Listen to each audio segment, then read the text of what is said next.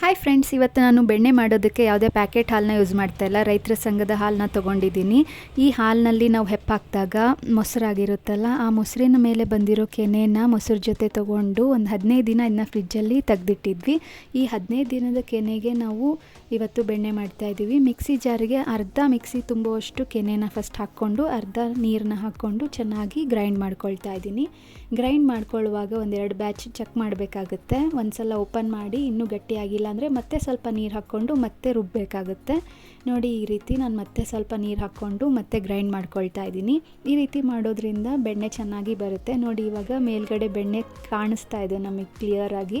ಇದಕ್ಕೆ ಸ್ವಲ್ಪ ಫ್ರೆಶ್ ನೀರು ಹಾಕ್ಕೊಂಡು ಕೈಯಿಂದ ಬೆಣ್ಣೆನ ತೆಗಿತಾ ಇದ್ದೀನಿ. ಎಷ್ಟು ಸಾಫ್ಟಾಗಿದೆ, ತುಂಬ ಟೇಸ್ಟಿನೂ ಇದೆ ಈ ಬೆಣ್ಣೆ.